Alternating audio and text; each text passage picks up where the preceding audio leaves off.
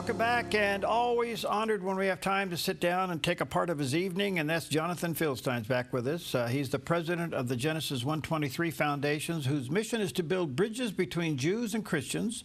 Jonathan is the host of the Inspiration from Zion podcast, and he's also the author of a fascinating book. It's called Israel the Miracle, no question about that. He's working with Christian leaders all over the world to realize true peace in Gaza, details of which can be found at the solutionsforpeaceingaza.com.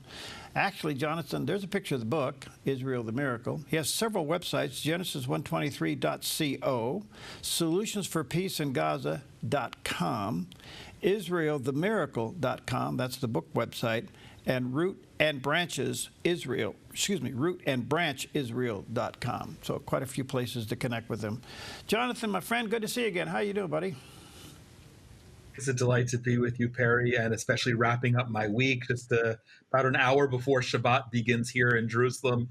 I'm looking forward to my day of rest, but this is a great way to end the week. Well, thank you for your time. We value it greatly. So much to talk about. What's your general feel there today? I have a rhetorical question that I'm wondering and praying about myself. We've been speaking a lot. There's been a lot of talk here about the fatigue in the country. We're now almost 22 months into this war since the massacre on October 7th of 2023. It's hot here. Summer's a good time to get fatigued anyway.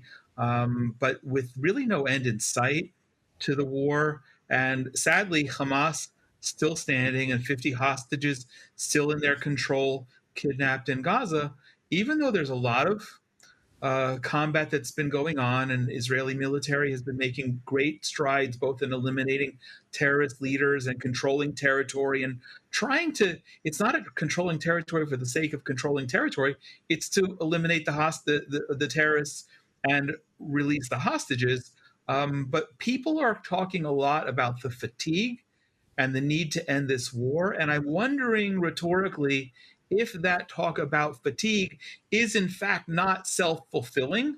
And the problem in the big picture is when we talk about ending the war can really only end one way, with victory or with loss. And if we put a pause on it, it just means that my adult children who are now doing 100 days or more of reserve duty a year these days, and my grandchildren, and it's not that far off, 13, 14 years before they start having to go into the army, that we're just going to be kicking the can down the road. And this is a stress that I fret about and something that I pray about quite a bit. Okay, so does the fatigue lean on the side finish the job even at the cost of the hostages?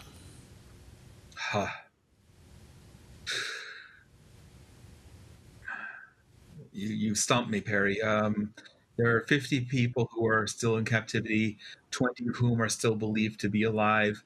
Judaism holds the highest value. We throw all of the biblical rules away in order to preserve one life. However, so how can anyone say, forget the hostages, we need to win? On the other hand, if we don't win and we leave Hamas standing and send the message that they can defeat us in some capacity, and when I say us, I don't only mean Israel and the Jewish people. I mean jihadis all around the world whose goal is to dominate, who don't love Christians any more than they love Jews, and who will bring that same battle, the same terror and they do, to the homes and front doorsteps of Christians all around the world, in Nigeria, in Pakistan, in Syria, in Lebanon. You just name the place that Christians exist where there are jihadis, and we see what's happening to them. And how can we not then choose to defeat them, which goes to the conversation that you and I have had before about what the ultimate solution for peace in Gaza is and can be, and with which I addressed a group of about 20 French tourists who were here with me for several hours today. How do you not win if by not winning you know that you're going to be kicking the can down the road and necessarily risking more lives? So is it the present value of lives that we're worried about, or the future as well? Both. Both. So we have the Gordian knot. I don't have an answer. If it was Okay, my child in Gaza, go ahead. I really do understand that, Jonathan. What I guess from our perspective over here in the West, we don't live there in that fervor that you do. So, but over here we're saying, okay, ceasefires are nothing more than reloads, and there is Iran raising its ugly head and laughing that they still want to enrich uranium. So it feels like it's not complete because the remnants of it can raise its ugly head and this thing can go on forever. And I guess I'm not calling the shots, but I don't know why first Israel and the United States doesn't finish off Iran, which would send a huge signal, especially with all the junk going on now in Syria. But it would send a huge signal to the other Saracens out there, we're coming for you. But as long as Iran is sitting over there laughing at the world. Laughing, exactly. And I'm going, oh, okay, can we afford this? No, we can't. So I'm grateful for that question. And when we're finished, I'm gonna go to the Genesis 123 Foundation YouTube channel and make a video live that I just uploaded for your viewers. I had an hour and a half conversation with my dear friend and partner in Root and Branch, rootandbranchisrael.com. She was born in Iran, became a Christian in Iran, was arrested and sentenced to death because she became a Christian in Iran. And thank God now she's free, an American citizen, and we've become good friends and partners in this fabulous program to bring Christians to harvest olives with Root and Branch. But why do I mention it? We spoke exactly about that.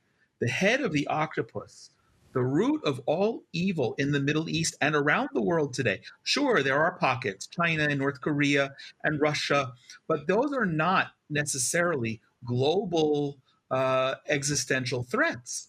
Radical Islam is. Radical Islam is fueled by Iran and Qatar, with a best supporting actor role from Turkey these days, and I believe, and she believes, and and Americans should believe that this is a conflict at America's doorstep. And when you said it correctly, we, America, should be involved in finishing off the Islamic regime. Imagine, you're old enough and I'm old enough, we remember a world before the Islamic revolution in 1979. We remember a world that Iran was celebrated for its culture and achievements. Mm-hmm. And now, today, there are riots in Iran because they don't have enough water and electricity. Think about that.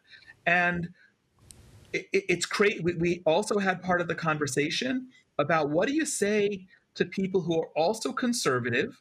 She's a Republican. She's run for public office. What do you say to them who are in the quote unquote America First camp and don't see any threat, any contradiction to not being involved, not eliminating the Iranian threat, and then making it worse, saying that they're just fighting, America's just fighting Israel's war. Even the German chancellor or foreign minister, I don't recall, during the Iran war that took place just a month ago, was saying that Israel is doing the world's dirty work. It's time that the world step up, and we got to eliminate it. It just has to be. I fear for my grandchildren. They're so beautiful, and forget the fact that they're beautiful. In 13, 14, 15 years, they're going to put on green Israeli military uniforms, and they're going to serve in combat units like their father, and they're going to come across, if things don't change, 19, 20, 21, 22-year-old jihadi peers who feel that their mission through their God is to slaughter us. We can't have that. I guess the other thing that kind of left my brain on tilt, there was this assumption that if they knocked them, I'm talking about Iran now, if you knock Iran down to the level that it is now, that it would open the door for a civilian revolution. It hasn't happened. And it doesn't appear that it will happen. Yeah, so I'll just send people to the whole conversation with Marzi Amirizadeh. Marzi is her name. It's enlightening, and it's worth listening to the whole hour and a half at Genesis 123 Foundation YouTube channel. Okay. It hasn't happened yet, and it needs to happen. The problem is there are about 1 million members of the IRGC in Iran, and the Iranians, since 1979, and I say the Iranians, I mean the Islamic regime, has never, ever balked at the idea of slaughtering its own people. So the Iranian people who need to rise up have to do so knowing that a massive slaughter is inevitable. But unfortunately, we're both Americans. You and I grow up knowing about the Boston Tea Party and the American Revolution. And people sacrifice their lives, as we do here today, for our freedom. And that can only be done by the Iranian people.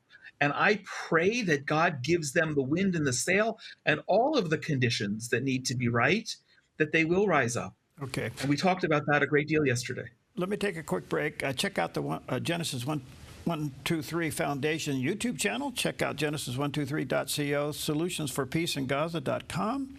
Check out the book Israel the Miracle. That's also IsraelTheMiracle.com. RootandBranchesIsrael.com. As you can see, Jonathan is very passionate. We'll be right back.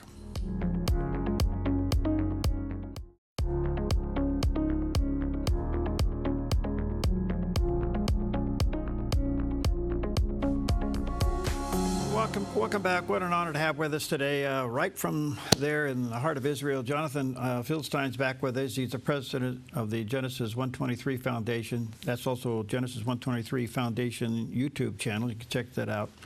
And he is passionate about bringing Christians and Jews together, working together, and so much going on over there. He's even got his children involved there, serving in the reserves, grandchildren heading that way. It's an amazing time in Israel and the Middle East. Jonathan, just one more little thing about Iran before I let it go, and that is, I'm not inside the intelligence agency. I don't know all the details. We're just small town America trying to figure it out. But it seems to me that when we give these pauses for ceasefire, it's nothing more than giving the enemy a chance to reload. And when you go over to Iran and you look at this pause that's going on right now, and here they are laughing at the world, I can't help but think that China, Russia, maybe Qatar and Syria are just refueling their tanks, so to speak. Or am I going too far? All of that's a correct observation, Perry. And I'll take it even a step further. One of the really important things about the operation that we had beginning June 13th, ending 12 days later because of a imposed ceasefire, was the fact that the world saw that this tyranny and existential threats cannot be tolerated anymore. And the world saw that even if Israel's acting alone, the intelligence, the preparedness, the military capability, and the resolve were all so remarkable and essentially if not a literal knockout blow, dealt a very significant knockout blow to the Iranian regime. Unfortunately, they got back up. And when the U.S. came in and participated for a day or two and contributed to the destruction of the nuclear sites, which is essential, absolutely essential for everybody in the world, the world, including those countries that you just mentioned and others, should have gotten a message loud and clear that this will never be accepted and be warned. Unfortunately, I fear, and you've said it in this conversation, that the Iranians are just laughing because they're playing the long game. It's the war with Iran. It didn't begin in June of 25. It began in the first quarter of 1979. We've been 46 and a half years into this war since they came into power and started yelling death to America and death to Israel, not because they sound good as nursery rhymes, but because this is their jihadi mentality. It's their messianic Islamic fervor. And I'm terribly sorry that there was a pause in that and not a true knockout blow, because we need that. Not because I'm a warmonger. I don't want that. But I think often peace needs to come through victory, not through what's the word? Appeasement. Yeah. Appeasement. Yeah. And I think we unfortunately participated in a bit of an appeasement. And President Trump was nominated for a Nobel Peace Prize, and I hope he gets it. He should have gotten it for the Abraham Accords. But we don't have peace now. And a ceasefire is not a peace. A ceasefire, as you said, is just a timeout to reload. And for sure, with all despite all the struggles that the Iranians are having economically, and despite the fact that Hezbollah has almost been dealt a knockout blow, and Hamas and Syria, goodness knows what's going to happen in Syria, all of their tentacles, um, it needs to be a full knockout blow, because once you cut off the head of the octopus, the tentacles will wither and die. Yeah. But if you allow the octopus to continue to breathe oxygen into the tentacles, it will all continue to exist. Well said. There's another story out, was on the news today, how literally millions of meals are not getting distributed into the Palestinians, and the UN has chosen not to work with the Israeli Defense Force to distribute those meals, and even Canada is now condemning Israel over humanitarian conditions in Gaza. The story is the material's there, it's not getting distributed. How do you process that through your little heart and head? You know, Golda Meir once said, the former prime minister of Israel in the 60s and 70s, that there can only be peace when the Arabs love their children more than they hate ours. I would take that and expand it to the world. How crazy it is. If I understand correctly, there's something like 900 truckloads of humanitarian supplies sitting on the Gaza side of the border in Gaza, waiting to be distributed. And that's on top of, if I'm not mistaken, somewhere in the range, I might be wrong on the exact number, but I'm not that far off, something like 90,000 meals that have been distributed through the Gaza Humanitarian Foundation in the last few months. All of this bypassing Hamas, bypassing the United Nations, and going directly to the people who are most in need. And what we're seeing from the United Nations and the world powers, you mentioned Canada, I'm not aware that Canada specifically condemned, but these days I'm not surprised, and there are probably many others who have and will, is that they care more about finding fault with Israel than they actually do feeding or saving the Gazans. And that's astounding to me. How is it that I'm sitting here in the Judean mountains, an Orthodox Israeli Jew, and I care more about the well-being of 2 million Gazans than just about anybody in the West that's just throwing Israel under a bus over falsehoods, by the way. Forget the fact that they don't like what's going on. They're falsehoods. So help me to understand, Jonathan, why is the UN controlling that aid? Why don't we just get our hands on it and get it in there? I don't know the answer to that. That's a very good question. Why are we relying on the United Nations? I think this goes to the program that we've proposed now for the last year plus, solutionforpeaceingaza.com. We need to bring in, the Gaza Humanitarian Foundation is run by an amazing Christian, Johnny Moore. But I think that there need to be a conglomerate of any number of Christian ministries that go in and really take charge and begin to do so on a regional basis, clan by clan, where we can go in. I say we because I conceived the notion, or I should say God gave me the download and the burden to promote this. It's not my idea. I didn't sit up with a piece of white paper and say, well, how can we fix Gaza? Right. But I do believe it. I believe that's the only solution. And I don't know why we're still relying on the United Nations for this, except to say perhaps because there's a war going on. I know there isn't another mechanism to distribute it yet. The hypocrisy of the UN just stinks. The UN, I'm waiting for Donald Trump to say, hey, that's valuable real estate that we can build on. Okay, one other question. Back to the fatigue factor that you are all dealing with over there. Do you think this fatigue factor is dangerous for Prime Minister Benjamin Netanyahu? Wow.